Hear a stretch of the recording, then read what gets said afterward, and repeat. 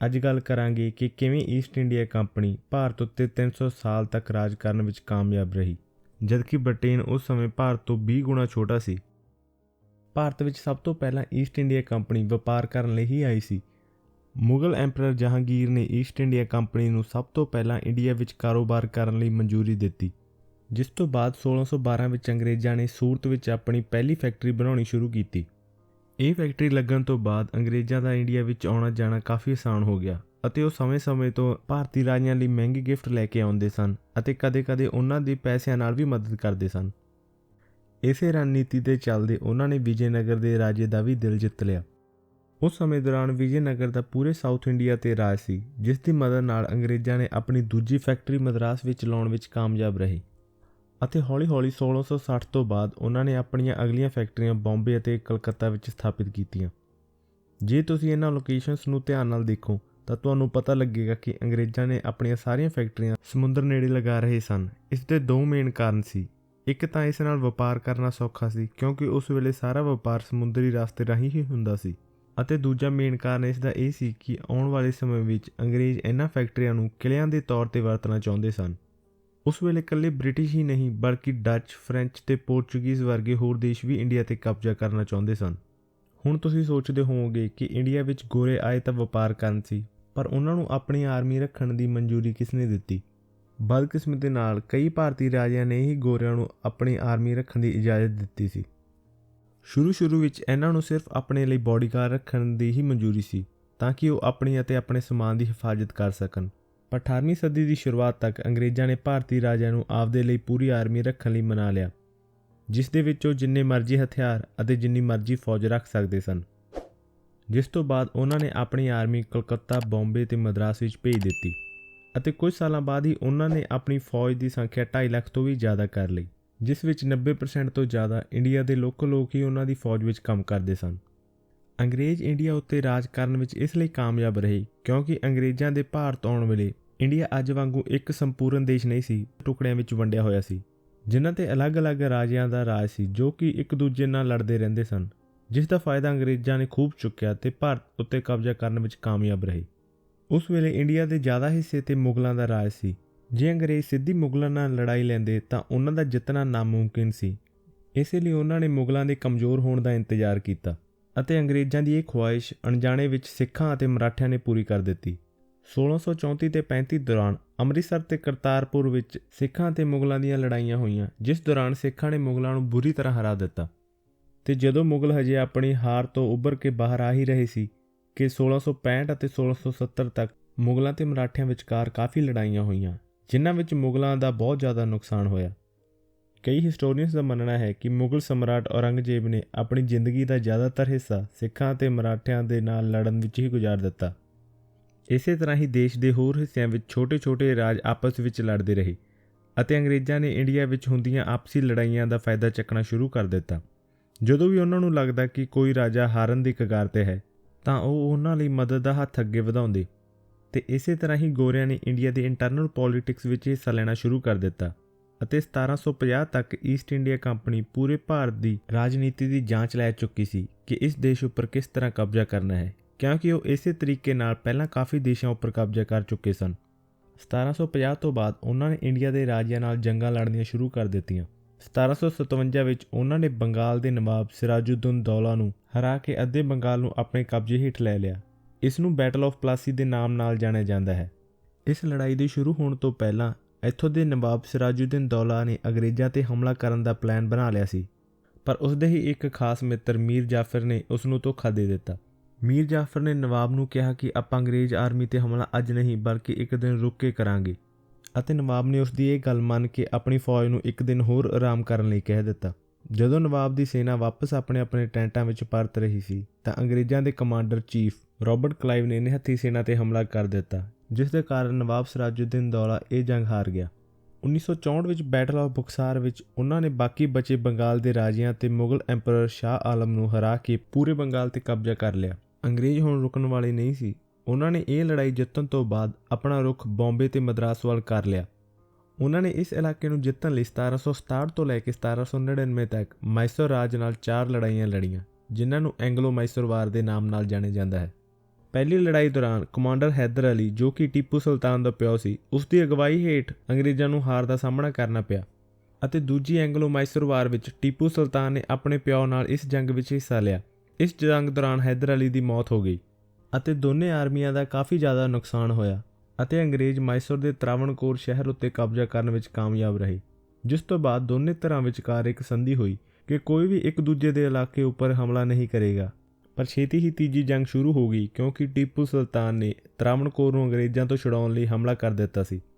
ਪਰ ਇਸ ਵਾਰ ਅੰਗਰੇਜ਼ ਰੁਕਣ ਵਾਲੇ ਨਹੀਂ ਸੀ। ਉਹਨਾਂ ਨੇ ਮਾਈਸੂਰ ਦੇ ਅੰਦਰ ਤੱਕ ਆਪਣੀ ਆਰਮੀ ਪਹੁੰਚਾ ਦਿੱਤੀ, ਜਿਸ ਤੋਂ ਬਾਅਦ ਮਾਈਸੂਰ ਨੂੰ ਬਚਾਉਣ ਲਈ ਟੀਪੂ ਸੁਲਤਾਨ ਨੇ ਆਪਣੀ ਅੱਧੀ ਫੌਜ ਨੂੰ ਸਰੈਂਡਰ ਕਰ ਦਿੱਤਾ। ਚੌਥੀ ਅਤੇ ਆਖਰੀ ਲੜਾਈ ਵਿੱਚ ਟੀਪੂ ਸੁਲਤਾਨ ਨੇ ਅੰਗਰੇਜ਼ਾਂ ਨੂੰ ਹਰਾਉਣ ਲਈ ਫਰਾਂਸ ਦੀ ਮਦਦ ਲਈ ਅਤੇ ਇਸ ਲਈ ਨਪੋਲੀਅਨ ਨੇ ਪਰਸਨਲੀ ਤੌਰ 'ਤੇ ਟੀਪੂ ਸੁਲਤਾਨ ਨੂੰ ਚਿੱਠੀ ਲਿਖੀ ਅਤੇ ਉਸ ਨੂੰ ਭਰੋਸਾ ਦਿਵਾਇਆ ਕਿ ਫਰਾਂਸ ਉਹਨਾਂ ਦੀ ਪੂਰੀ ਮਦਦ ਕਰੇਗਾ। ਪਰ ਇਸ ਤੋਂ ਪਹਿਲਾਂ ਕਿ ਕੋਈ ਮਦਦ ਮਿਲਦੀ, ਅੰਗਰੇਜ਼ਾਂ ਨੇ ਸਰਿੰਗਪਟਨਮਾਂ 'ਤੇ ਹਮਲਾ ਕਰ ਦਿੱਤਾ, ਜਿਸ ਦੌਰਾਨ ਟੀਪੂ ਸੁਲਤਾਨ ਦੀ ਗੋਲੀ ਲੱਗਣ ਕਾਰਨ ਮੌਤ ਹੋ ਗਈ। ਇਸ ਲੜਾਈ ਤੋਂ ਬਾਅਦ ਅੰਗਰੇਜ਼ਾਂ ਦਾ ਪੂਰੇ ਸਾਊਥ ਇੰਡੀਆ 'ਤੇ ਕਬਜ਼ਾ ਹੋ ਗਿਆ ਸੀ। ਈਸਟ ਇੰਡੀਆ ਕੰਪਨੀ ਹੁਣ ਮਰਾਠਾ ਸਾਮਰਾਜ ਨੂੰ ਆਪਣੇ ਕਬਜ਼ੇ ਹੇਠ ਲੈਣ ਦੇ ਯਤਨ ਕਰ ਰਹੀ ਸੀ, ਕਿਉਂਕਿ ਉਸ ਸਮੇਂ ਮਰਾਠਾ ਐਂਪਾਇਰ ਹੀ ਅਜਿਹਾ ਰਾਜ ਸੀ ਜੋ ਅੰਗਰੇਜ਼ਾਂ ਨੂੰ ਟੱਕਰ ਦੇ ਸਕਦਾ ਸੀ। ਅੰਗਰੇਜ਼ਾਂ ਤੇ ਮਰਾਠਿਆਂ ਵਿਚਕਾਰ 3 ਲੜਾਈਆਂ ਹੋਈਆਂ, ਜਿਨ੍ਹਾਂ ਨੂੰ ਐਂਗਲੋ ਮਰਾਠਾ ਵਾਰ ਦੇ ਨਾਮ ਨਾਲ ਜਾਣਿਆ ਜਾਂਦਾ ਹੈ। ਪਹਿਲੀ ਐਂਗਲੋ ਮਰਾਠਾ ਵਾਰ 1775 ਤੋਂ 1782 ਤੱਕ ਚੱਲੀ।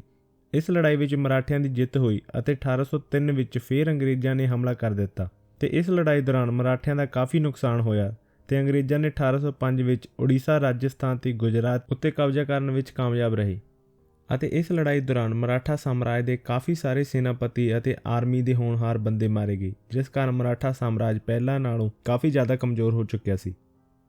ਥਰਡ ਐਂਗਲੋ ਮਰਾਠਾ ਵਾਰ 1817 ਵਿੱਚ ਹੋਈ, ਜਿਸ ਦੌਰਾਨ ਅੰਗਰੇਜ਼ ਇੰਡੀਆ ਦੇ ਸਭ ਤੋਂ ਵੱਡੇ ਰਾਜ ਨੂੰ ਹਰਾਉਣ ਵਿੱਚ ਕਾਮਯਾਬ ਰਹੇ ਅਤੇ ਹੁਣ ਉਹਨਾਂ ਨੂੰ ਛੋਟੇ ਰਾਜਿਆਂ ਤੋਂ ਕੋਈ ਖਤਰਾ ਨਹੀਂ ਸੀ।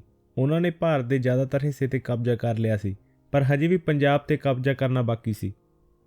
1801 ਵਿੱਚ ਰਣਜੀਤ ਸਿੰਘ ਦੇ ਮਹਾਰਾਜ ਬਣਨ ਤੋਂ ਬਾਅਦ ਉਹਨਾਂ ਨੇ ਆਪਣੇ ਆਰਮੀ ਨੂੰ ਟ੍ਰੇਨ ਕਰਨ ਲਈ ਯੂਰਪ ਤੋਂ ਇੰਸਟ੍ਰਕਟਰ ਮੰਗਵਾਏ ਸੀ ਅਤੇ ਕਿਹਾ ਜਾਂਦਾ ਹੈ ਕਿ ਬ੍ਰਿਟਿਸ਼ ਇੰਡੀਆ ਤੋਂ ਬਾਅਦ ਸਭ ਤੋਂ ਖਤਰਨਾਕ ਆਰਮੀ ਸਿੱਖ ਅੰਪਾਇਰ ਦੀ ਸੀ, ਚਾਹੇ ਇਹ ਆਰਮੀ ਅੰਗਰੇਜ਼ਾਂ ਅਤੇ ਮਰਾਠਿਆਂ ਨਾਲੋਂ ਗਿਣਤੀ ਵਿੱਚ ਕਾਫੀ ਘੱਟ ਸੀ।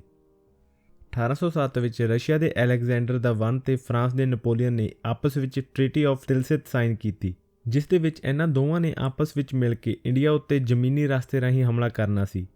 ਅਤੇ ਇਹ ਗੱਲ ਦੀ ਖਬਰ ਜਦੋਂ ਅੰਗਰੇਜ਼ ਸਰਕਾਰ ਨੂੰ ਲੱਗੀ ਤਾਂ ਉਹਨਾਂ ਨੇ ਦੇਖਿਆ ਕਿ ਜੇ ਉਹ ਜ਼ਮੀਨੀ ਰਸਤੇ ਤੋਂ ਹਮਲਾ ਕਰਨਗੇ ਤਾਂ ਉਹਨਾਂ ਨੂੰ ਈਰਾਨ, ਅਫਗਾਨਿਸਤਾਨ ਅਤੇ ਪੰਜਾਬ ਦੇ ਰਸਤੇ ਤੋਂ ਹੁੰਦੇ ਹੋਏ ਹੀ ਇੰਡੀਆ ਵਿੱਚ ਆਉਣਾ ਪਵੇਗਾ।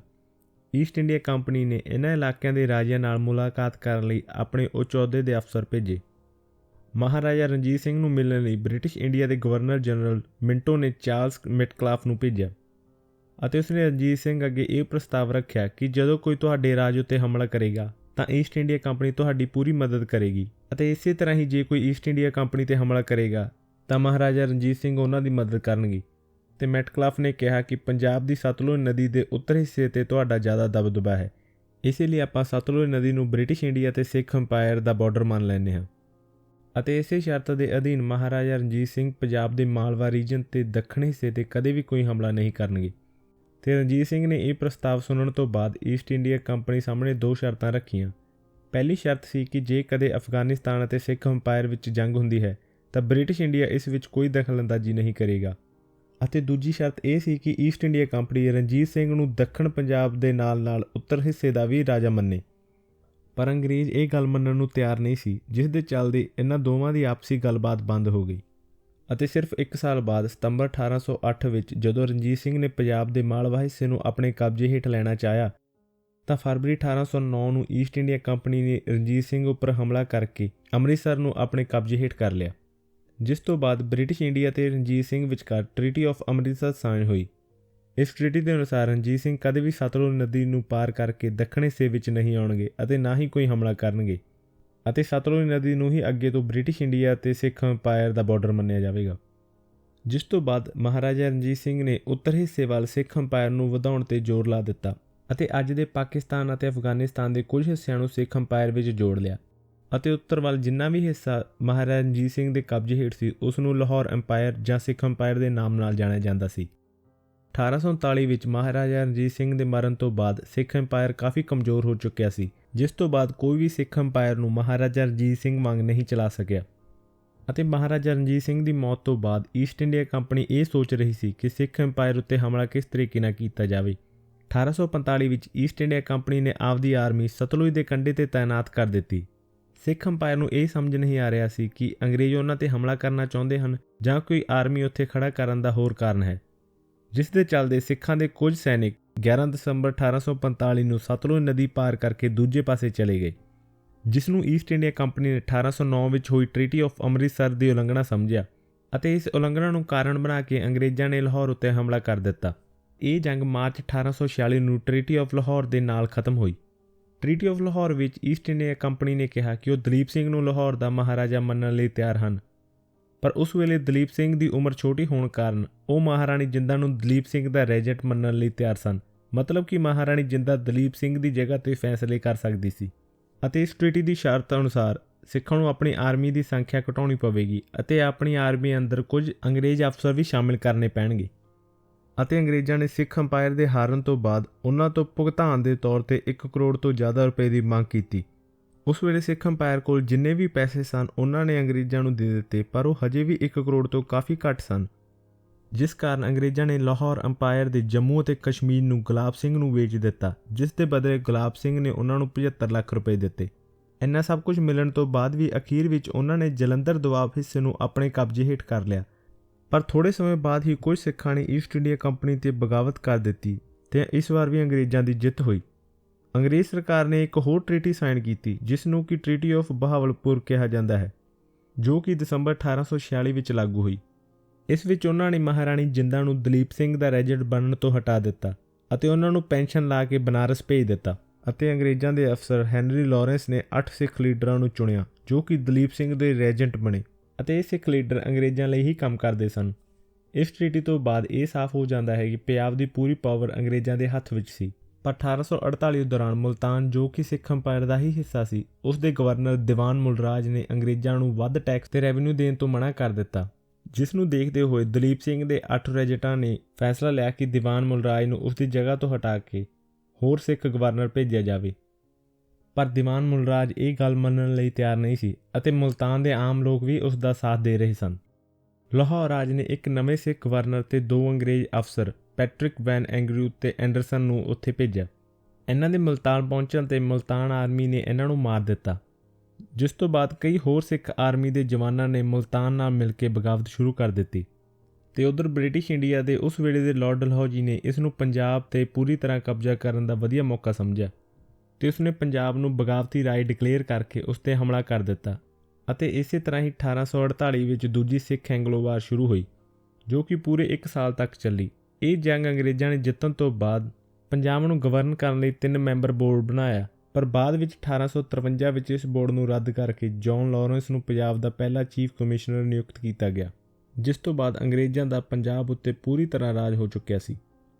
ਹੁਣ ਇੰਡੀਆ ਵਿੱਚ ਅਜਿਹਾ ਕੋਈ ਇਕੱਲਾ ਰਾਜ ਨਹੀਂ ਬਚਿਆ ਸੀ ਜੋ ਅੰਗਰੇਜ਼ਾਂ ਨੂੰ ਟੱਕਰ ਦੇ ਸਕੇ, ਪਰ ਫਿਰ ਵੀ 1858 ਵਿੱਚ ਕੁਝ ਛੋਟੇ ਰਾਜਿਆਂ ਨੇ ਆਪਸ ਵਿੱਚ ਮਿਲ ਕੇ ਅੰਗਰੇਜ਼ਾਂ ਖਿਲਾਫ ਬਗਾਵਤ ਸ਼ੁਰੂ ਕੀਤੀ, ਜਿਸ ਨੂੰ ਕਿ ਸਪੋਇ ਮਿਊਟਨੀ ਦੇ ਨਾਮ ਨਾਲ ਜਾਣਿਆ ਜਾਂਦਾ ਹੈ। ਪਰ ਹੁਣ ਇਕੱਠੇ ਹੋ ਕੇ ਲੜਨ ਦਾ ਸਮਾਂ ਲੰਘ ਚੁੱਕਿਆ ਸੀ ਤੇ ਅੰਗਰੇਜ਼ ਆਰਮੀ ਬਹੁਤ ਸਟਰੋਂਗ ਹੋ ਚੁੱਕੀ ਸੀ। 1858 ਵਿੱਚ ਅੰਗਰੇਜ਼ਾਂ ਨੇ ਇਹਨਾਂ ਰਾਜਾਂ ਨੂੰ ਹਰਾ ਕੇ ਪੂਰੀ ਤਰ੍ਹਾਂ ਭਾਰਤ ਦੇ ਹਰ ਹਿੱਸੇ ਨੂੰ ਆਪਣੇ ਕੰਟਰੋਲ ਹੇਠ ਲੈ ਲਿਆ ਸੀ, ਜਿਸ ਤੋਂ ਬਾਅਦ ਕੁਈਨ ਵਿਕਟੋਰੀਆ ਨੂੰ ਇੰਡੀਆ ਦੀ ਰਾਣੀ ਘੋਸ਼ਿਤ ਕੀਤਾ ਗਿਆ। ਭਾਰਤੀ ਰਾਜਾਂ ਦੀ ਆਪਸ ਵਿੱਚ ਯੂਨਿਟੀ ਨਾ ਹੋਣ ਕਾਰਨ ਹੀ ਅੰਗਰੇਜ਼ ਇੰਡੀਆ 'ਤੇ ਰਾਜ ਕਰਨ ਵਿੱਚ ਕਾਮਯਾਬ ਰਹੇ, ਨਹੀਂ ਤਾਂ ਇੰਡੀਆ ਉਸ ਵੇਲੇ ਹਰ ਪੱਖ ਤੋਂ ਬਾਕੀ ਸਾਰੇ ਦੇਸ਼ਾਂ ਨਾਲੋਂ ਕਿਤੇ ਜ਼ਿਆਦਾ ਐਡਵਾਂਸ ਸੀ। ਸ਼ਸ਼ੀ ਥਰੂਰ ਨੇ ਆਪਣੀ ਕਿਤਾਬ ਵਿੱਚ ਦੱਸਿਆ ਕਿ ਅੰਗਰੇਜ਼ਾਂ ਦੇ ਆਉਣ ਤੋਂ ਪਹਿਲਾਂ ਇੰਡੀਆ ਦੀ GDP 27% ਤੋਂ ਜ਼ਿਆਦਾ ਸੀ, ਜੋ ਕਿ ਅੰਗਰੇਜ਼ਾਂ ਦੇ ਭਾਰਤ ਛੱਡਣ ਤੋਂ ਬਾਅਦ ਸਿਰਫ 3% ਹੀ ਰਹਿ ਗਈ ਸੀ ਤੇ ਬ੍ਰਿਟਿਸ਼ ਰਾਜ ਦੌਰਾਨ 90% ਭਾਰਤੀ ਗਰੀਬੀ ਰੇਖਾ ਤੋਂ ਹੇਠਾਂ ਰਹਿ ਰਹੇ ਸਨ। ਤੇ ਅੰਗਰੇਜ਼ਾਂ ਦੇ ਆਉਣ ਤੋਂ ਪਹਿਲਾਂ ਇੰਡੀਆ ਪੜ੍ਹਾਈ ਲਿਖਾਈ ਵਿੱਚ ਟੌਪ 'ਤੇ ਸੀ ਤੇ ਹੋਰ ਦੇਸ਼ਾਂ ਦੇ ਲੋਕ ਵੀ ਇੱਥੇ ਪੜ੍ਹਨ ਆਉਂਦੇ ਸਨ। ਉਹਨਾਂ ਸਮਿਆਂ ਦੌਰਾਨ ਇੰਡੀਆ ਮੈਥ, ਸਾਇੰਸ ਅਤੇ ਮੈਡੀਕਲ ਫੀਲਡ ਵਿੱਚ ਬਾਕੀ ਦੇਸ਼ਾਂ ਨਾਲੋਂ ਕਈ ਗੁਣਾ ਜ਼ਿਆਦਾ ਅੱਗੇ ਸੀ। ਪਰ ਅੰਗਰੇਜ਼ਾਂ ਦੇ ਰਾਜ ਦੌਰਾਨ ਇੰਡੀਆ ਵਿੱਚ ਸਿਰਫ 17% ਹੀ ਲੋਕ ਪੜ੍ਹੇ ਲਿਖੇ ਸਨ, ਉਹ ਵੀ ਇਸ ਕਰਕੇ ਕਿਉਂਕਿ ਅੰਗਰੇਜ਼ਾਂ ਨੂੰ ਪੜ੍ਹੇ ਲਿਖੇ ਲੋਕ ਚਾਹੀਦੇ ਸੀ ਜੋ ਕਿ ਉਹਨਾਂ ਦਾ ਦਫ਼ਤਰੀ ਕੰਮ ਕਰ ਸਕਣ। 17ਵੀਂ ਸਦੀ ਤੱਕ ਇੰਡੀਆ ਦੁਨੀਆ ਦੇ ਹਰ ਕੋਨੇ ਵਿੱਚ ਆਪਣਾ ਸਮਾਨ ਐਕਸਪੋਰਟ ਕਰਦਾ ਸੀ, ਜਿਸ ਵਿੱਚ ਮਸਾਲੇ, ਕੱਪੜੇ ਅਤੇ ਸੰਗਮਰਮਰ ਵਰਗੀਆਂ ਹੋਰ ਅਨੇਕਾਂ ਆਲੀਸ਼ਾਨ ਚੀਜ਼ਾਂ ਆਉਂਦੀਆਂ ਹਨ। ਇੱਥੋਂ ਤੱਕ ਕਿ 19ਵੀਂ ਸਦੀ ਤੋਂ ਪਹਿਲਾਂ ਹੀਰੇ ਸਿਰਫ ਇੰਡੀਆ ਵਿੱਚ ਹੀ ਮਿਲਦੇ ਸਨ। ਇਹੀ ਮੇਨ ਕਾਰਨ ਸੀ ਕਿ ਬ੍ਰਿਟੇਨ ਤੋਂ ਇਲਾਵਾ ਡੱਚ, ਪੋਰਚੁਗੀਜ਼, ਫ੍ਰੈਂਚ ਅਤੇ ਹੋਰ ਅਨੇਕਾਂ ਦੇਸ਼ ਇੰਡੀਆ 'ਤੇ ਕਬਜ਼ਾ ਕਰਨਾ ਚਾਹੁੰਦੇ ਸਨ। ਹਾਂਜੀ, ਇਹ ਸੀ ਅੱਜ ਦੀ ਵੀਡੀਓ। ਜੇ ਵੀਡੀਓ ਵਧੀਆ ਲੱਗੀ ਤਾਂ ਲਾਈਕ, ਸ਼ੇਅਰ ਤੇ ਕਮੈਂਟ ਜ਼ਰੂਰ ਕਰਿਓ।